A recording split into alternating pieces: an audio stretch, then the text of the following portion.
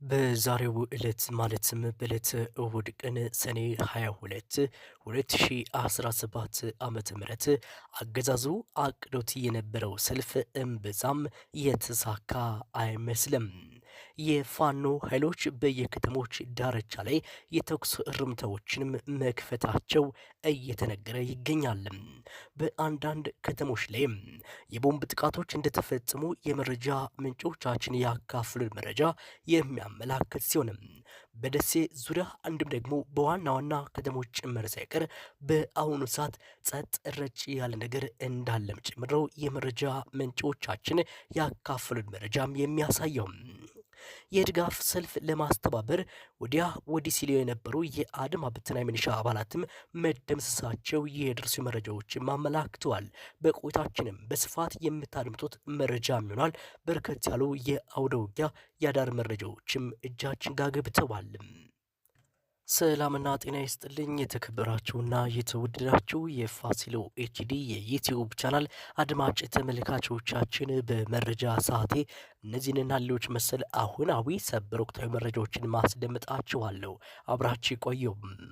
የቦምብ ጥቃቶች በአንዳንድ ከተሞች ላይ ተፈጽመው ስለማደራቸው የደረሱ መረጃዎች አመላክተዋል። በደሴና በኮምቦልቻ ከተሞችም ሌሊት 5 ሰዓት ጀምሮ የቦምብ ፍንዳታዎች ይሰሙ እንደነበረ የመረጃ ምንጮቻችን ያካፍሉን መረጃም ያሳያልም። የአገዛዙን የድጋፍ ሰልፍ ለማስተባበር ስምሪት እየወጡ የአድማ ብተናና የሚኒሻ አባላትም ድባቅ ተመትተዋል የተባለው በልዩ ኦፕሬሽን በሸዋሮቢት ከተማ ፖሊስ ጽሕፈት ቤት ላይ በወቅት ወረዳ አስተዳደር ግቢ የተጠናም እርምጃም ተወስዶ አድሯል። ህዝቡን ሲያማርሩ የነበሩና ለዛሬው ሰልፍም ቤት ለቤት በመዞር ህዝቡንም እያስፈራሩ ሲቀሰቅሱ የነበሩ የስርዓቱ ተላላኪዎች በተሰበሰቡበትም በተወሰደ ድንገተኛ ጥቃት ከ15 በላይ ሚሊሻ አባላትም መዋቅሮች ተበታትነዋል።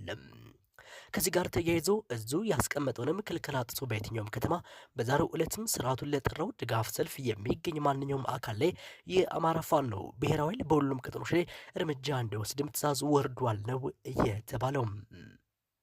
በዚህም በዛሬው ዕለት በዋና ዋና ከተሞች ጭምር ሳይቀርም ምንም አይነት እንቅስቃሴ አለመኖሩን የደረሱ መረጃዎችም አመላክቷል። በቀጣይ መረጃ ሰዓቴ ምን ተፈጠረ፣ በየት ከተማስ ምን አይነት እንቅስቃሴ አለ የሚለውን በቀጣይ የማስደምጣችሁ ሲሆን ነገር ግን በአሁኑ ሰዓት እንደደረሰ መረጃ ከሆነ በየትኛውም ከተማ እስካሁን ሰዓት ድረስ ምንም አይነት እንቅስቃሴ አለመደረጉና ይባስ ብሎም የፋኖ ኃይሎች በከተማ ዳር ላይ የተኩስ ርምታና የማጥቃት ኦፕሬሽኖችም ተጀምረዋል። የአማራ ፋኖ ብሔራዊ ኃይል ነበልባሉ ገረመው እንዳወቀ ብርጌድ ጎጃም ቀጠና የአሸባሪውን የኦሮማ ዙፋን አስጠባቂ ሰራዊት ቋሪት ወረዳ ገብዛ ማርያም ከተማ ለመያዝና ለማውደም ለግዳጅ ቢመጣም እንዳስበው ሳይሆን ቀርቶበታል።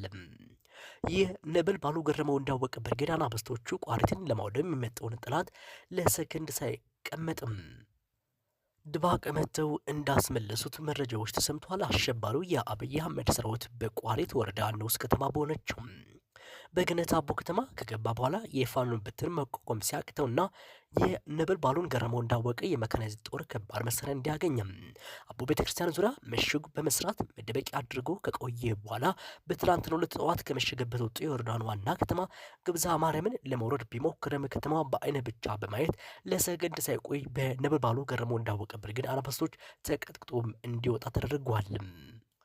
በማስከተልም የአማራን ሕዝብ ለመጨፍጨፍ ያለውን ኃይል ከነሙሉ ትጥቁ ይዞ ወደ ጎጃም የገባው አለመኔው አገዛዝ በትናንትናው ዕለት በበርካታ ወደ ውጊያ ግንባሮች ሰብአዊና ቁሳዊ ኪሳራ እንዳጋጠመው ተነግሯል። በአማራ ፋኖ በጎጃም ሁለተኛ ተፈራ ዳምጤ ክፍለ ጦር ደጋዳሞት ብርጌድ በረቡዕ ገበያ በአረፋ ደብተራ ጠላት ድባቅ ሲመቱትም ነው የዋሉት። በአማራ ፋኖ በጎጃም 9ኛ ሳሙኤል አወቀ ክፍለ ጦር የሶማ ብርጌድ እና አንዘው ጎንቺ ብርጌድ ባደረጉት ማጥቃትም በበርካታ ከተሞች ላይ ጠላትን ድባቅ መተውታል።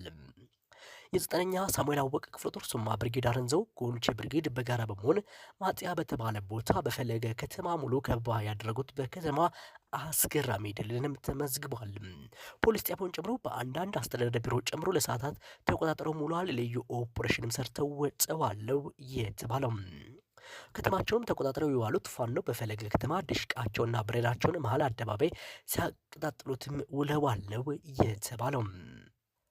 በዚህም ቀጠና የጦር ጠበብቶቹ የሚመራው በቅርብ ተወርዋሪ ኮማንዶ አሰልጥኖ ያስመረቀው አነዘንጎች ብርጌድ ሻለቃ ሁለት በፈለገ ሁለት ባደረገው ልዩ የዲሽቃ ጥይት በርካታ ሬሽን ማርከው የዋሉ ሲሆን የብርጌዱ ሌላኛው ሻለቃ እንደ አርብ ገበያ ከተማ ባሉ ቦታዎች ላይ ከበባ በመስራትም ከንጋት ሰዓት ጀምሮ ባደረጉት ልዩ የማጥቃቱ የጠላት ጦር ድባቅ መተውታል።